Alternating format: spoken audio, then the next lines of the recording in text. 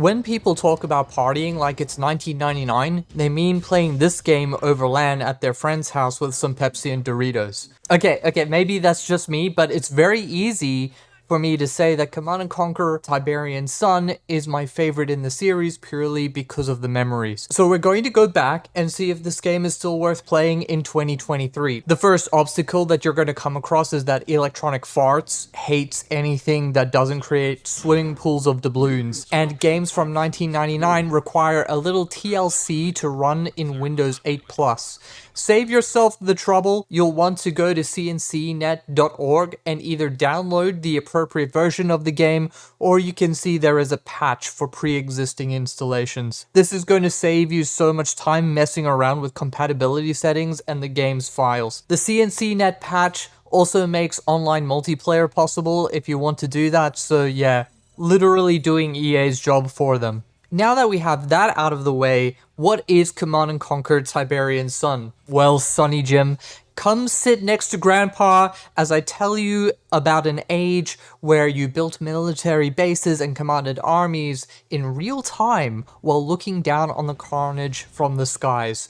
Real-time strategy is a dying genre in 2023, or maybe it's just the nerves firing post-mortem, but yeah, they were a big deal. I mean, two of Blizzard's bread and butter games were RTS IPs, those being Warcraft and Starcraft, but we are not here to talk about Blizzard. Command & Conquer, created by Westwood Studios, released in 1995, and centered around a meteorite crashing onto Earth. This meteorite carried a mineral called Tiberium. Tiberium is plant-like in nature, but grows crystals, and it starts to grow and spread all over the Earth. Now, you'd think people would be breaking out the weed killer, but Tiberium crystals are incredibly densely rich in minerals and can be used to just about make anything.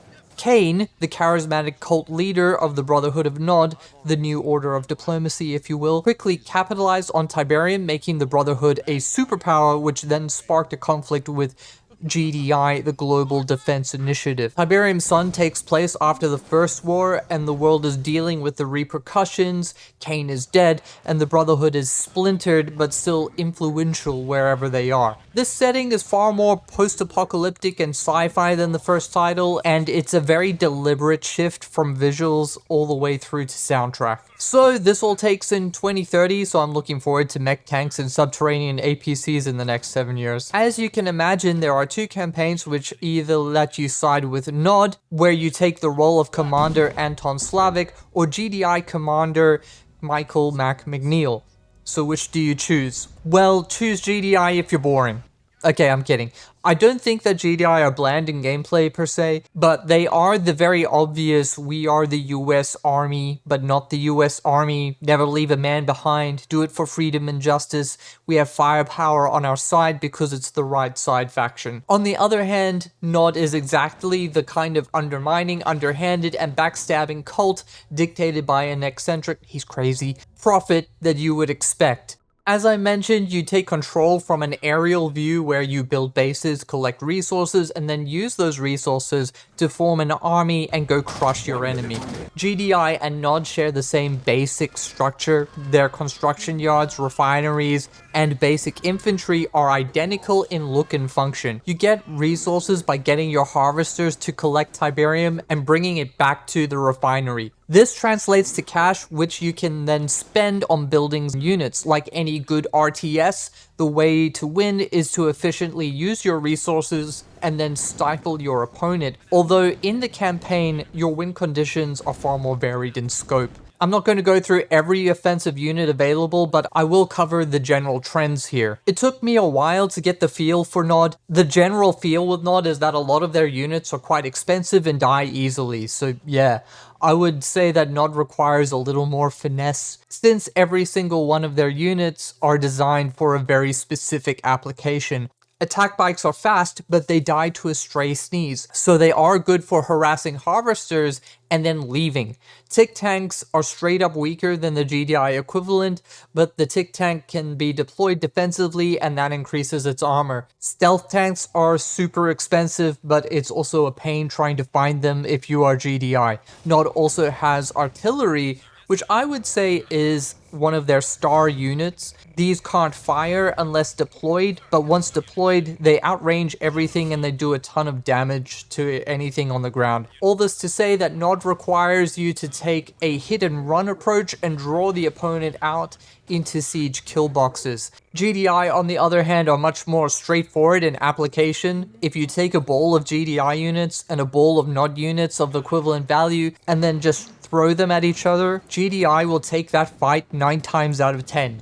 GDI don't like wheels, so they have walkers like the Wolverine and the Titan that make up the bulk of their firepower. GDI also does dabble in some weird microwave tank technology that does a ton of damage if it gets firing. And I'd say that air superiority is definitely part of the GDI general game plan, since their basic Orca fighters come with rockets which are great for harassing harvesters, or Nod generals that don't have enough rocket infantry lying around. I think the best way to think about it is that GDI are kind of like the lion and Nod are like a pack of hyenas. They can't win in a straight up fight with the lion, but they can wear it out and slow it down and then eventually move in for the kill. Of course, that is if the lion doesn't just straight up run them over. There is some variation in base building. GDI uses some modular base building. An example of this is that they can build component towers, and then these towers can mount 3 different kinds of turrets for defense. This differs to Nod, where they just have 3 different defensive structures. Speaking of defense, I'd say that Tiberian Sun gives players a lot of tools for turtling. Aside from all factions being able to build walls and then build EMP cannons that disable everything in an AoE, you also have special defenses like the GDI Firestorm wall that deletes anything that passes through it, or the Nod stealth generators that mask everything of yours that isn't firing. They even thought of allowing you to pave the ground so Nod vehicles can't dig under your defenses. While I'd say that GDI holds the crown for turtle power, Nod is definitely no slouch when you factor in the duality of units like artillery and tick tanks. But Liv, why are we even talking about a game old enough to be a dad? Well, while RTS is dying, there is an uptick in production as a slew of devs in the Indian AA realm try their hand at necromancy. Some are more promising than others, but when I look at them, I can't help but to think there's something missing, and I think Tiberian Sun has it. Let's start with the presentation and we'll see if it reveals itself along the way. Out of all of the Command & Conquers, I'd say that Tiberian Sun is muted and somber, juxtapositioned with the neon green Tiberium that serves to illustrate that everything in this world is suffering and dying. Ironic that you have these dead city blocks in a desert of browns, greys, and beige, right next to this flourishing bright green field of wealth.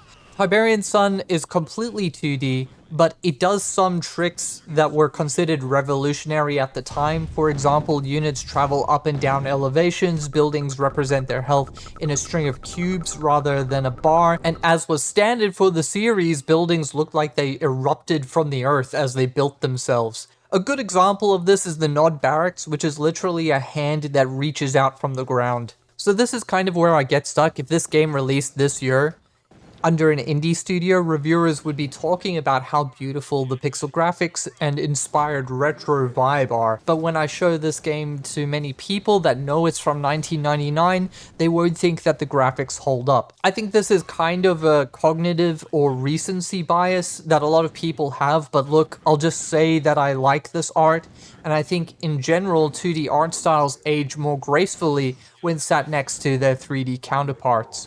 I must say that even though everything is pretty scaled and zoomed out, there's a lot in the little details that really stand out to me, whether that be the visuals or behavioral. Things like flashing lights on the buildings, smoke billowing from the vehicles that have taken damage, or trees that have caught fire from a recent skirmish. Or how about the wheels flying off these vehicles when they explode? Or cyborgs that keep fighting even though they're missing half their body? Infantry lie down and take cover when fired upon. Vehicles are physically rocked by artillery firing and bombing runs. And if that wasn't enough, the ground deforms in the heavily shelled areas as well. Bridges can be destroyed and rebuilt. Ice can be passed over by light units, but heavy units will drop through. I haven't even mentioned the Tiberium ecosystem and how it affects your units. Stand infantry in Tiberium and they will slowly die and turn into mutant blobs. stand a cyborg or ghost walker who is also a mutant in Tiberium, and it actually heals them. Blue Tiberium is more valuable, but it's also highly flammable, so fighting in it is not the best idea.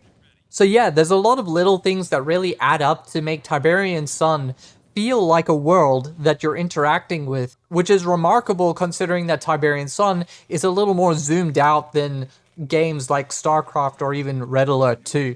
And of course, marry the somber but detailed in-game world with the campy live-action sequences in between missions, and you have yourself a fun little experience that, if not a bit hammy, is full of passion. I mean, everyone remembers Tim Curry's performance in Red Alert 3, but the GDI General is played by James Earl Jones, you know?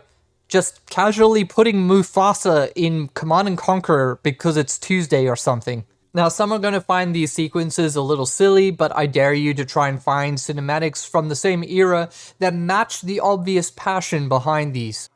Watching these makes me feel like I'm stepping back into that era where you could flick through the Sci-Fi Channel and skim these shoestring budget series that were trying so hard to sell you this sci-fi world and trying to immerse you in it. And the weird thing is that devs have the money to do these now properly.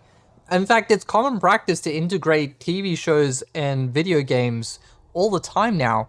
I have no idea why no one's thought of this in 2023, but, you know, we have the technology now. It can be done. The point is that live action scenes are something that I wish would make a bit of a comeback. It's not for every story, it's not for every application, it just seems like a useful tool that is being neglected over the years. The UI, after playing a lot of StarCraft 2, I can't really defend the right panel strip design as being efficient. That said, the tiles for the units have art that really offer the most detail to help bridge the gap between the fantasy of how cool these little soldiers and tanks are with the pixels moving around on the screen. Let's talk sound here for a moment. Frank Klepacki is the composer here, and he definitely got the memo to tone it down a little to keep in line with the visuals. The soundtrack here is, for the most part, more haunting, with moments of driving bass lines and synth leading us into an upcoming conflict. And yeah, while I can say it's different from the original Command & Conquer or Red Alert series, there is a reason why Frank Klepacki is one of the few composers I actually remember. The guy just doesn't know how to turn off badassery. Like, listen to the track Valves and tell me you aren't driving through the post-apocalypse looking for trouble. And yet, it still has these haunting moments in it that make you wonder what the future holds. If only there was a word for this. What could it be? Passion? Yeah, I'd say passion. There is passion in the presentation, there is passion in the story delivery, and passion in the soundtrack. Heck, even the way the soldiers scream when they collapse into a pool of their own blood is passionate. This is the kind of thing that I think successful RTS games had in the past, and I think that is the crux of why I worry about the future RTS uprising. I see a lot of attempts to emulate StarCraft 2 or translate the Command & Conquer formula, or really focus on balance and esports readiness first and foremost. Meanwhile, Tiberian Sun doesn't even have hotkeys for buildings. Tiberian Sun was very successful, but no one was thinking about esports, and I think that's such a trap. Esports for who? All 2,000 RTS veterans online? Anyways, there's a lot more to this than that, but it's a big topic. Let me know your thoughts in the comments. Maybe we'll talk about it more later. We've sung the praises of Tiberian Sun, but it is not all sunshine and rainbows. Sometimes I would be playing and think to myself, damn, we've really come a long way, haven't we? The first thing that caught me out was that I forgot that games from 1999 don't have autosaves. In fact, the game doesn't even remember which mission you're up to. Want to go back to that mission with no save file in it? Too bad. It only took losing 40 minutes of progress to become extremely anxious about saving. The other thing being that Tiberian Sun doesn't have a lot of the comfy features for selecting and moving units. Tiberian Sun doesn't have attack move, or double pressing a control group doesn't center your camera on them. But I think the thing that made me want to curl up and cry for my dead attack bikes is how the units move. You can be trying to commit clandestine smash and grabs, and for some arbitrary reason, one APC might veer closer to the enemy's base and get shot to shit, even though it's nowhere near where I told it to go. Sometimes your units will pick a path that travels over a gated bridge. If the gate closes, they'll just stop dead in their tracks instead of informing the player or selecting another path. Or how about deploying artillery? You have to be on flat ground, and if you aren't, the unit will just say, can't deploy here, can't deploy here. Just choose the next available spot. I'm trying to kill GDI scum. I don't want to hear about how you need to scoot over to the right a little. Now, like all older games, Tiberian Sun gives you a mission briefing, but there are no mission markers on the map telling you where to go. You just need to figure it out. I'd say that a lot of the missions are fairly straightforward, but I'll give you an example of a mission that I felt like it really wasted my time. There's a nod mission called Capture Jake McNeil. In this mission, you have some APCs with some engineers, some toxin commandos, and a rocket man. So anyways, you have to shoot McNeil with the toxin commandos to inject him with a mind control serum and then get him to a marked location where a subterranean APC will pick him up. So part 1, this is a stealth mission. If you get detected, then McNeil moves from one base to another that is impossible to infiltrate with what you've got. Believe me, I've tried. Catching McNeil in transit is a fairly decent option, but you need to get the timing right on a GDI gate that blocks the path. Alternatively, you'll need to capture a GDI base with engineers and build an army and take him by force. I actually think this is a really well-designed mission, interesting premise, multiple different win conditions, and options to tackle it. The problem is that the mission tells you to be stealthy, but you don't have the tools to be stealthy. The map is blacked out and you can only see enemies at the same rate that they see you, so pulling off the stealth option requires some foreknowledge. This is a theme that comes up where you are given covert operations with limited resources, but the game doesn't give you any units that excel at stealth or scouting. So it's mostly trial and error, save and reload. Okay, so you manage to get McNeil, you put him in your APC, and then you drive him to the drop-off and unload the APC. Does the subterranean APC arrive? No. I then spent another 30 minutes trying to figure out if this was actually the drop-off point or what I might have missed, and in the end, you know what was wrong? I had to walk Jake out of the drop-off zone and then back into the zone on foot, and then the subterranean APC arrived. It's these little cuts and ideas of the time that bring some frustration to the experience and make you just want to Google the answer. In summary, you have to constantly babysit your units and make sure they don't kill themselves. Covert operation missions require considerable trial and error to navigate. Sometimes the mission's win conditions aren't clear or don't trigger in the way you expect them to. So yeah, look, Tiberian Sun is not without its faults. I want to clarify that I don't think that the missions are bad. I like how many of them reward you for exploration or give you multiple win conditions. Furthermore, you're often given 2 mission choices where completing one will decrease the difficulty of the following mission. They are a great way of allowing the player to tailor the difficulty or the flow of the game. It's more so that the more complicated missions don't execute in the way that they are described. Like, what clandestine toxin commando doesn't pack a pair of binoculars so they can scout ahead? Anyways, multiplayer will require the CNC patch to run. I tested that, it worked with a friend, and we had a good time teaming up against the AI. I didn't dare step on the ladder at my skill level, but there is a ladder. And that was honestly a surprise. So, is Command & Conquer Tiberian Sun still a good game? Yes, but I think a lot of what you get out of it is a nostalgia trip to 1999.